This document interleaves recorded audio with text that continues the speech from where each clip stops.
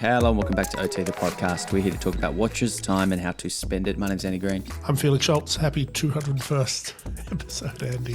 Every episode counts, Felix. Yes, and this one will be a good one. We are chatting to one of the I'm not going to say the best, I'm not going to say the better, but one of my favourite internet watch photographer Instagram accounts, Tom from Belgium, aka Bowl of Salmon.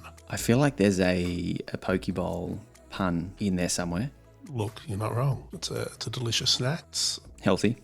I got nothing. He takes lovely photos of watches. Lovely guy to chat to. We find out about, his what's going on, his happenings, his life, his all very, very soon. But before then, Andy, what have you been doing? What are your dramas? The same old drama in a different format. This week I've been watching, I've actually been watching it over the last few weeks, but it's a series on Netflix, limited series on Netflix called Painkiller.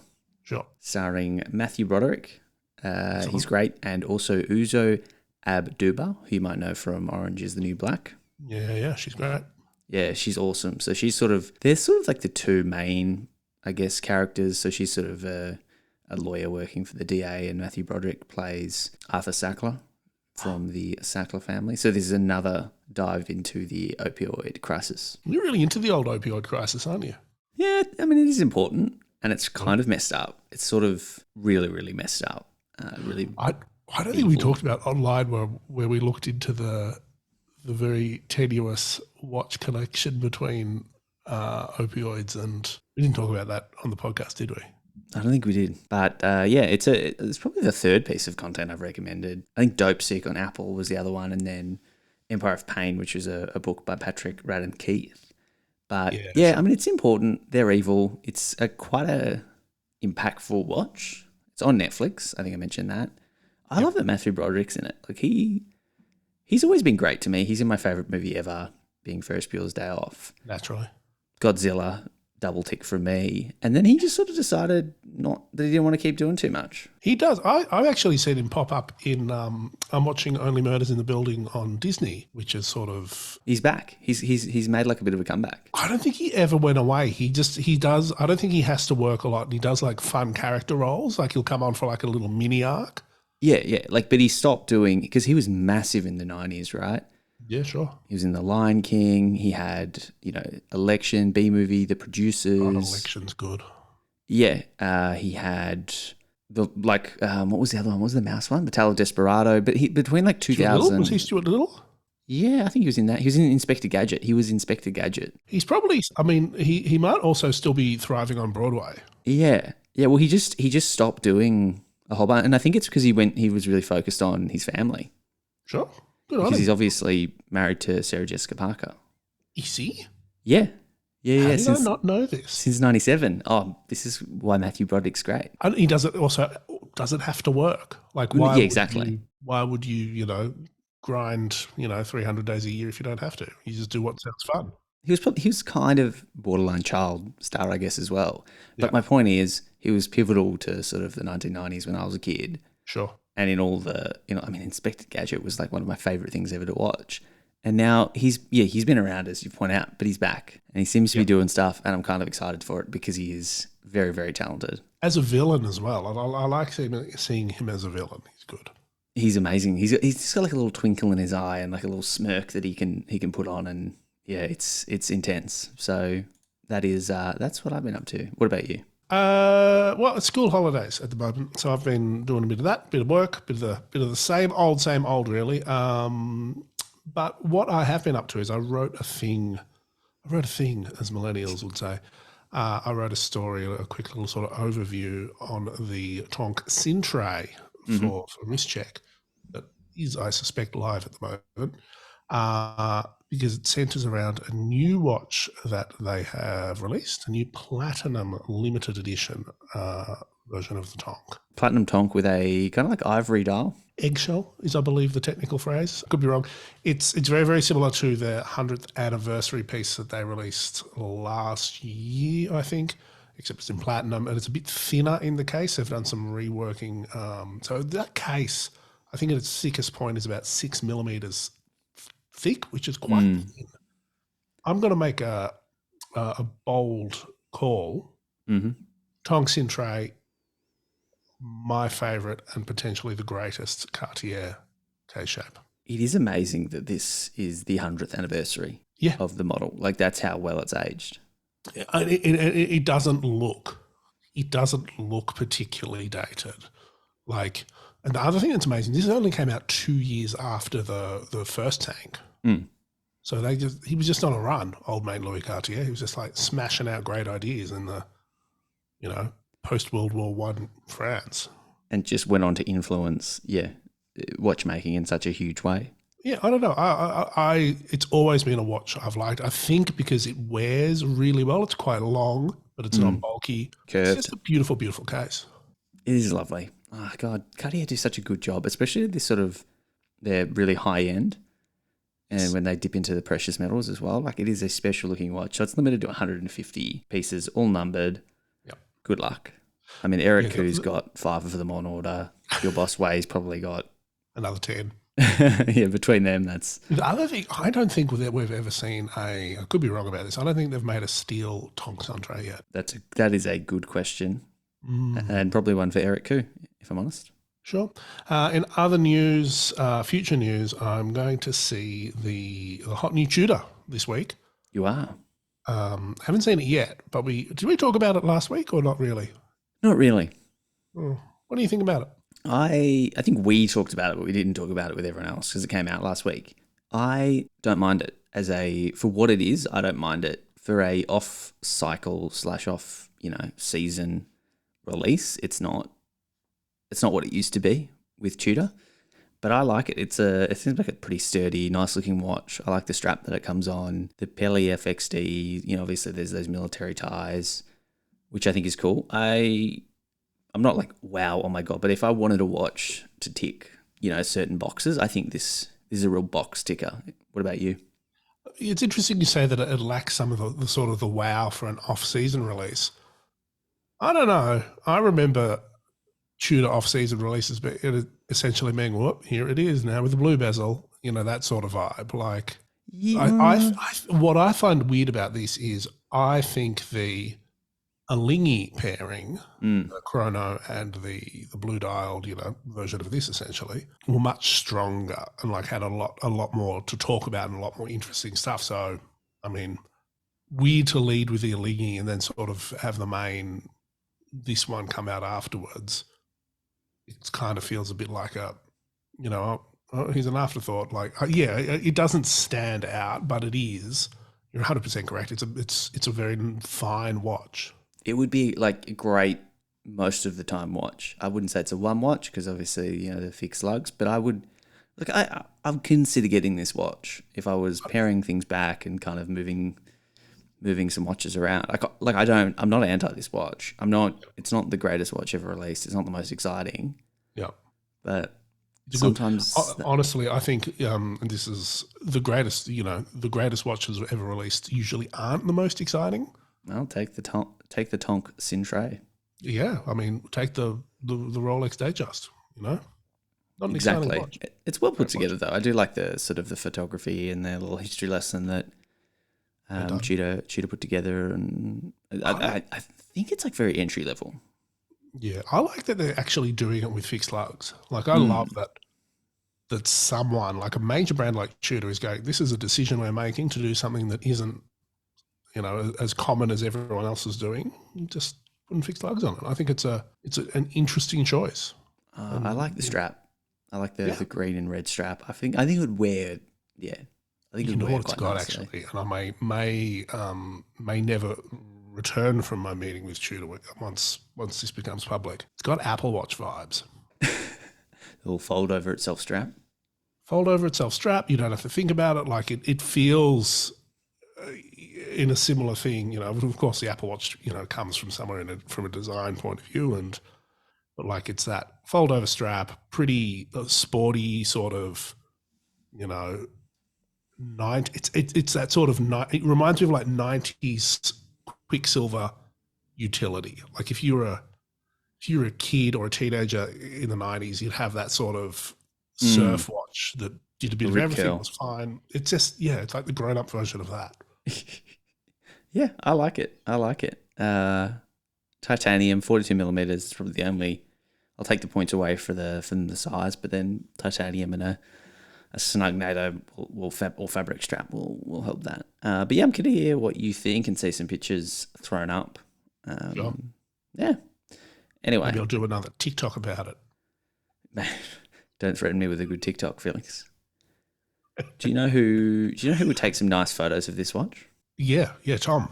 Joining us today, Felix, is Tom, a Belgian watch lover and photographer with an Instagram we've admired for quite some time now. So you know what, Felix? I thought let's get him on the pod. You might know him as Fish or Bowl of Salmon, but we know him as Tom. Welcome to OT. Hi Andy. Hi Felix. First, thanks for having me.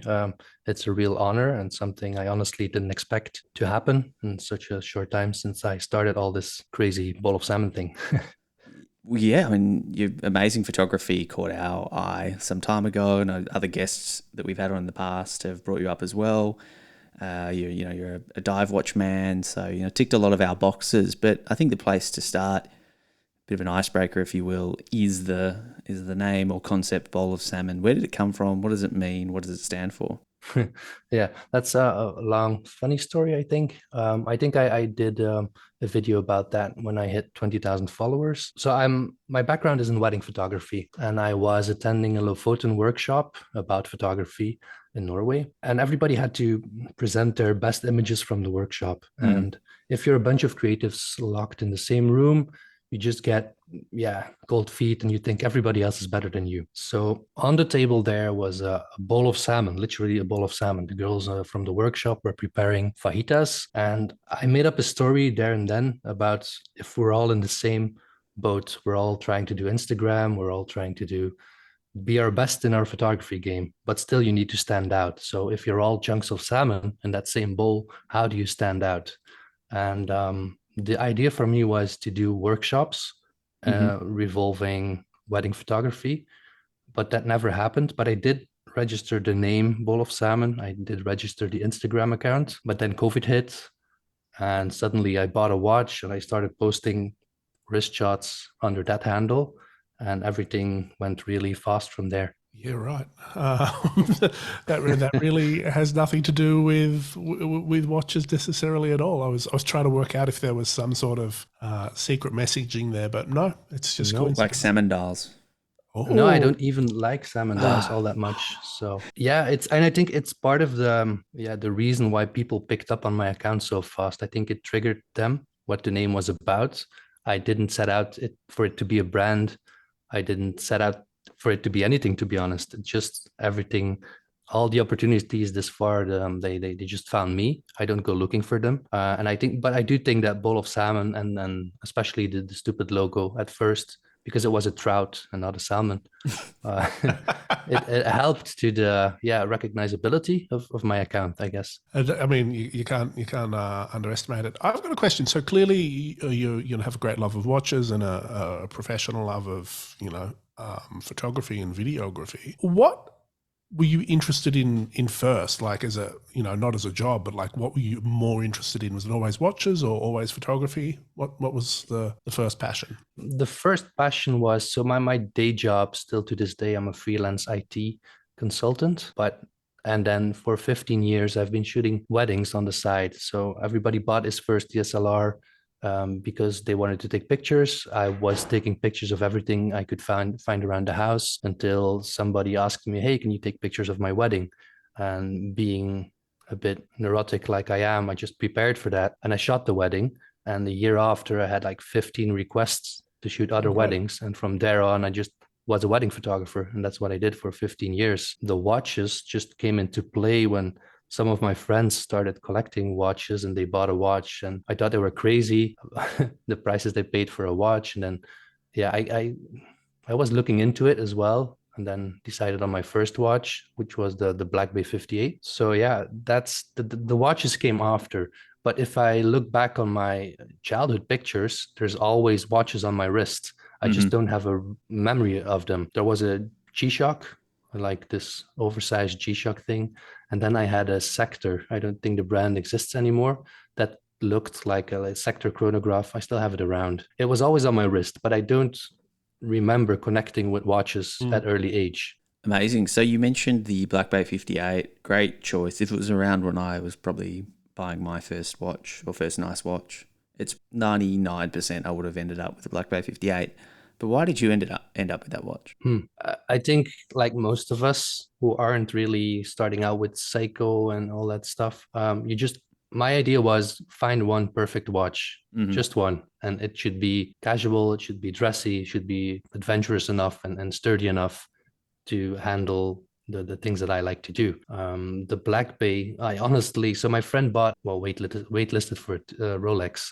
Then my other friend bought a Tudor, the GMT, the Pepsi dial, and I didn't know Tudor. So up until 3.5 years ago, I didn't know Tudor, which is embarrassing to say, really. But then I looked onto the website, and there it was. And then if you Google the Black Bay 58 and you see all the different strap options for it, I thought it was going to be the most versatile watch to have. So, and yeah, I remember the first time I picked it up, your hands are trembling because you're holding in your hand a 3,000 euro watch, which was crazy at the time. And yeah, things snowballed downhill. I don't know if they snowballed downhill, but it's a common story, that story of I just want one good watch that can do everything. I'm not going to ever buy another one. And, 10 watches later, here we are. Does that Black Bay 58 do you think it's still the perfect one watch, or have you found things maybe through owning it that you would do differently? Yeah, I think the Black Bay 58 for me, the gilt accents kept bothering me. So I have to say that it left the collection a while ago. And it was it was my first love, but I also knew that it's not getting worn because of the other ones. I still think to this day, price ratio, this is the best premium watch at that price you can buy. It's the perfect watch for if you want it to be, but you just have to step away from the rest of the hobby. And if I wasn't surrounded by watches and that all just because of the Instagram, I think it could have been the only watch and it should have been the only watch. And you could be happy there and stop, but just being around watches, the photography game kicking in, led me to continue my pursuit for the perfect dive watch or the perfect one watch. And then, yeah, the others came in. And then at some point, you also say, yeah, I want something totally different. So just to change it up. And before you know it, you have a collection. And yeah, it seems like it's escalated quickly for you. Yeah. and if you had today, like 2023, Tom, you're spending an amount of money, maybe it's a bit more than $3,000. What would be that one watch today, or is it impossible? I think my one watch is impossible and also not ideal for my wrists. It would be the Vacheron Everest, the one that Zach Pena also owns. I think, yeah, that is both like a really luxury watch, and it still ticks all the boxes, being an adventurous one. And I think it would suit my lifestyle or whatever. I love that watch. God, Zach, no, got to talk to him. Got to get his watches off him. Yeah, I saw it in the flesh. I met him at Watches and Wonders. So I scraped together all my courage to walk up to Zach and introduce myself. He honestly, he's one of the nicest people. He's a lovely, lovely, lovely person. So if you're listening to this, Zach, it's unendorsed. You have a beautiful taste in watches, and ridiculous photography. He's a great photographer. So it looks like the collection's expanded. I'm gonna guess an Explorer 2 Polar made its way into the mix. Yes, that came rather quickly. I think so. After the Black Bay first short stint, I picked up the Speedmaster there and then. And you're still at your early phase in collecting watches where there's one icon and you want that one icon, and the Speedmaster is the easy one. So that came into play, and also dared to put down my name for a Rolex. I thought I would never get the call or something.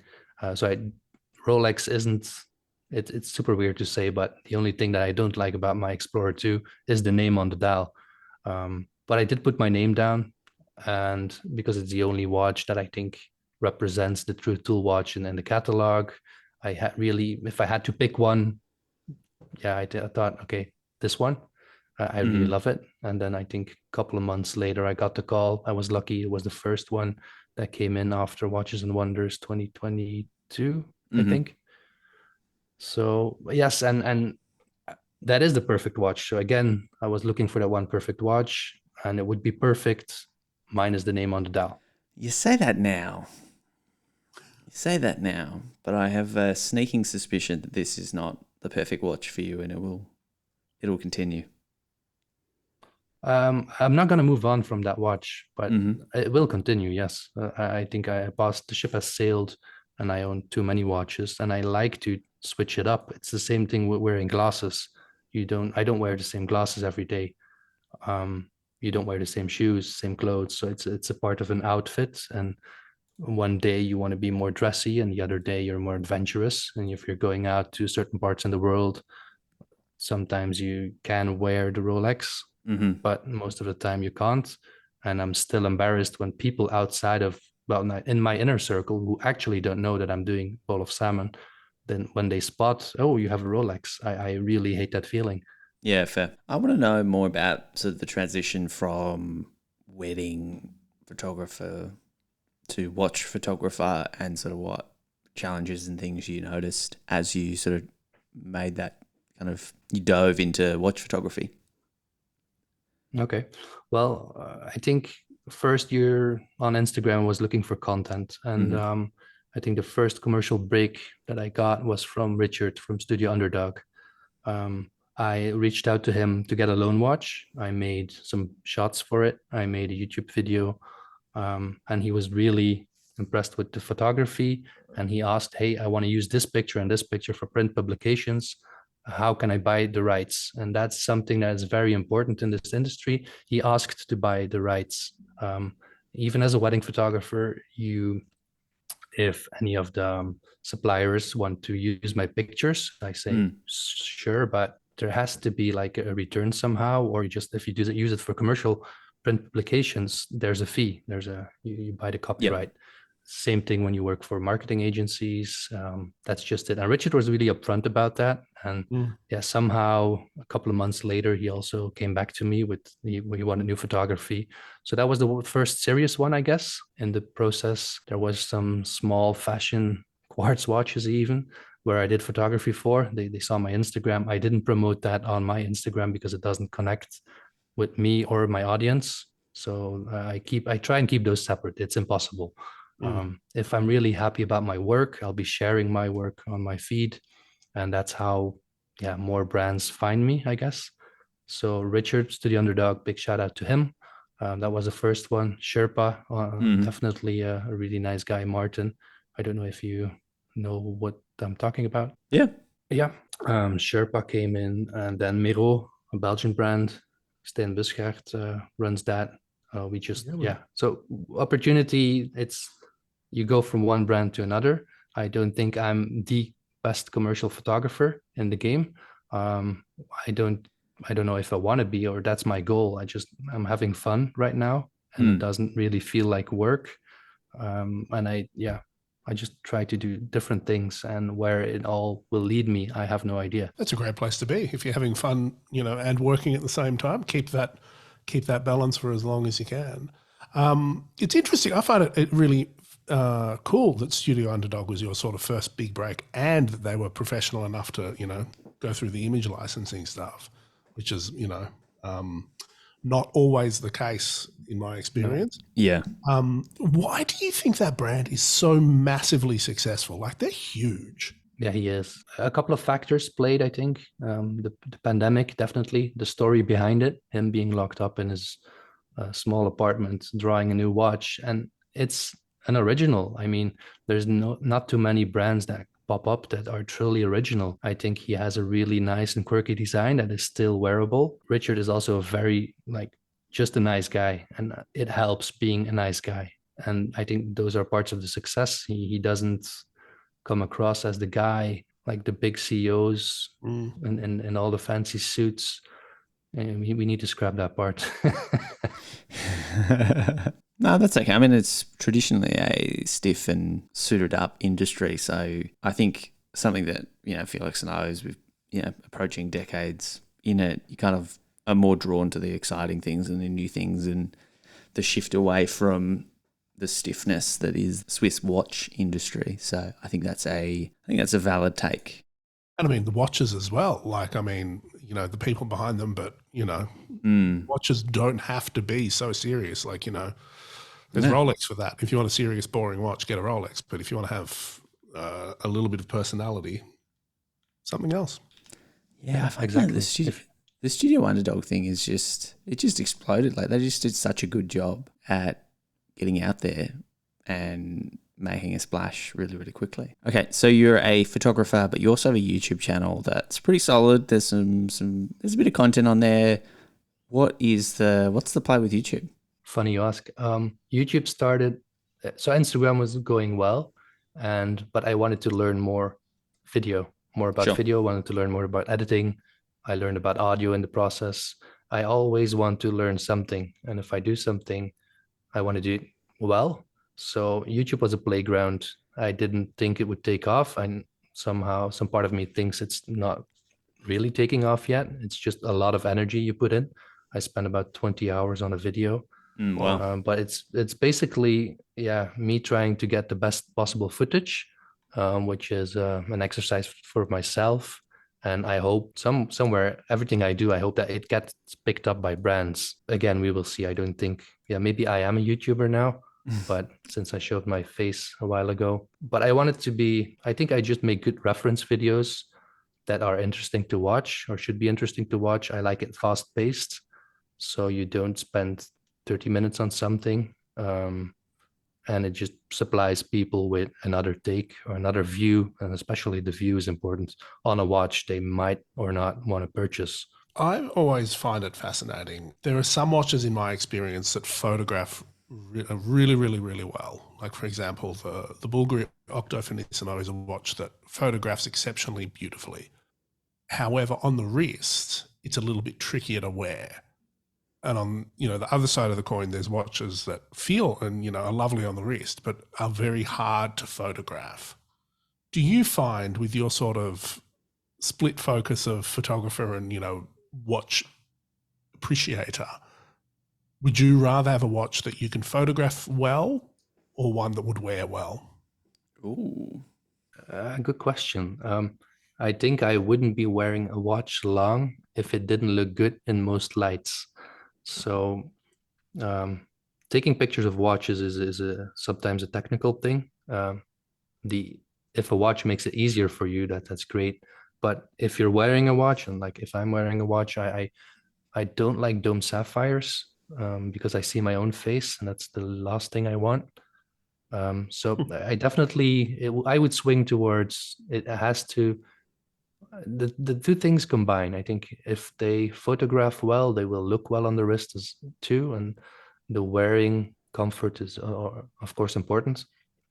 But I'd say that if it doesn't look good on the wrist or on photo, it's probably not going to stay in the collection. What do you think makes a watch photograph well? Yeah, the overused sentence, how it plays with the light. Mm. I think a watch has to have certain elements that only reveal themselves in certain light. So like the loom surrounds, or like a bezel that has brushing, sunburst dials. Like it doesn't have to reveal everything right at once. It has to have layers. I forgot the initial question actually. What What makes a makes watch photograph well? Yeah. I don't know. Some just it's like same with models, and then some just don't need anything. You just take a picture and it looks good. Mm. Yeah, Some need a I bit think that of the sapphire is most important. The What's a glass. watch that you've photographed recently that you've really enjoyed, or that you're hoping to photograph more? Think's really hard now, but I have to do a pass on that. There's a couple of watches that I really want to get hands on with. That is the Skipper from Tag Heuer. Lovely. I'd love to see that in the flesh. In the past, the watch that surprised me most was the Richard Mille. Oh, yeah. Yeah, that was crazy. It's Why did not it the kind of surprise you? watch Sorry? Why did it surprise you? Because I was so against Richard Mille when I thought I was gonna take photos of it and do video. I was like, okay, yeah, it's Richard Mille. How hyped can it be? And then the price alone is just dazzling. And then I had it on the wrist and was like, this is actually really good. And it looked like, yeah, it looked the part. I don't know if I was blinded by it, but also it was a total disconnect from the world. Having that watch in the studio felt really awkward. Yeah, And at the same time, yeah, it was already sold. And it still had to do help me. The maintenance still had to be done. sure. So yeah, that lowered a part of the stress, but I can tell you that my insurance didn't cover it. Yeah. Yeah, I mean, if I was shooting a Richard, I think it'd be worth more than everything in my house 10 Just to times be over. clear, the Richard Mille's no longer at Tom's place. It's gone. Yeah, Done, no, no, you no, know. And Tom lives in no. France. Yeah, exactly. They come and go, really, in and out. Hey, I want to ask you, you got hands on with a watch that I think would be pretty tricky to shoot, but we talked about it when it came out because of, I mean, most of the price point, and we thought it was a pretty impressive offering for the price being around. I feel like it was like 5 or 6 grand, Felix, but this is, of course, the Chris Ward Bel Canto. Yes.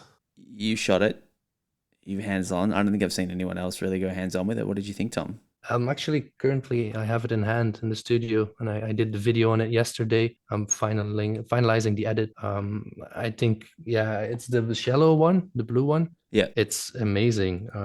Just quickly do this for you. please. So yeah, there's so many things going on that watch that just make it beautiful to photograph and make videos on. The whole case. I have seen a lot of really expensive watches via Watchly, Mm. like from Daniel Roth to De Bethune and Kari Voutilainen, all the crazy stuff, really. But this is just made affordable, and you can actually own one if you want one. And to me, that is as important as having something that is really Yeah. stupid, crazy, pricey. And Um, I so mean, hats off for what they did. Is it a watch I would wear on a regular basis? Probably not, but I appreciate what they've done to make that watch come alive. I gotta say, like, it is often, oh, this feels like a $10,000 watch, $20,000 watch, but it's not often that I mean it to this extent where it does look far more expensive than it is. And I'll admit it, I was looking at the feed, from a glance. I was like, oh, MBNF. Like, it looks Yeah. like several $100,000. And, obviously, if photo's one thing and an expert like Tom can make it look amazing, but what a interesting and kind of cool thing to have come from Chris Ward, who are also, doing amazing things and have built a really strong business over the last few years, especially. Yeah, I think that's interesting because it's just, there's a lot of brands that don't take those sort of risks. Yeah. Or they don't, or they don't have the maybe the ability to do them. But yeah, Chris Ward, I'd be really interested in checking that watch out myself too. I'll, Yeah. I'll tell Alex. Not really a question, is it? Just more of a Well, statement when it came up, eh? I started following, I think it was Alex, because I was checking out your Instagram before and I saw their name. I'm like, yep, I'm going to follow the designer from Chris Ward. Let's see where that goes. So yeah, please do. Two fans down here in Australia. I'm actually having a chat with him later on today about the different parts. Sorry, about the different parts on the watch, because I can't name everything and I just go like, oh, that's a nice gong thing. And it took me forever to find the bird. And now I can't, I can only see the bird now. I call it a beak and I call it things that move. And it is called a hammer. But what are the real technical terms on this? I have no idea. I'm just here to make beautiful images and hopefully make some interesting conversation as well. So yeah, but I think what Christopher Ward is doing is definitely breaking away from their own brand. It's nice that they did it in the same brand and not make a sub brand. Baltic has now has Baltic Experiments, where they did this one-off watch, but Christopher Ward is all throwing it in the same group. And I think from where I started and where they are now, it's really crazy to see the progress that they make, and they keep continuing to make watches that are very affordable and just very solid. I'm impressed. I think it's kind of interesting to see the brands you're working with, and it's sort of, I think this is a good niche, an avenue for you to go down, especially in a commercial sense. But yeah, I mean, I just looked. It's tricked me at how nice that watch looks. But anyway, enough on that. You can say hi to Chris Ward for us. You found your way into Cartier and the world of Cartier. Congratulations. It was quicker than it should have been. But tell us about your Santos. It's still here, that's one, but I've picked it out of the box since before summer. This is one of the watches where I wanted to expand my collection and have something in there that I usually wouldn't gravitate to. And then I saw Dan Flip the Parrot on Instagram. He's a writer for Fratello. He wears the hell out of his Santos, same generation as mine. His pictures and the way he wears the watch just made me want that watch too. So I was looking into a Cartier anyway. I tried the tank, but it's just too small for me. And my stepdad also has the duotone Cartier Santos, and duotone isn't my style either. But then I saw Dan his pictures, and he's doing it on jeans and like a shirt or whatever. And then I thought, okay, if I want something dressier, then this is the way to go. And I just found a good deal on it. And that's how the Cartier landed in my collection. I think it's a great watch. I think it will have its time on my wrist later on in the year, where when I start dressing up again, maybe go to an event and try to act chic. What size did you get? The medium? It's a medium, yes. Yeah, nice. No, isn't it called the large? It used to be called the large. Now it's similar to the medium one, but I never understand Cartier sizes. Yeah, I think it's actually the large. But nowadays, with the new reference, Cartier, what a great place to certainly maybe not a first watch, but I reckon it's a great watch. We were talking about them just before.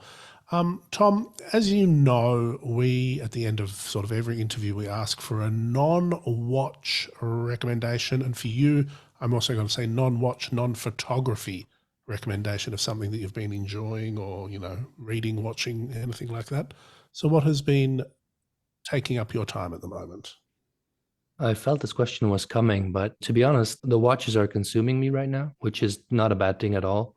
When I'm not surrounded by watches, I just like to travel. So traveling is one of my perks and things that I really love to do.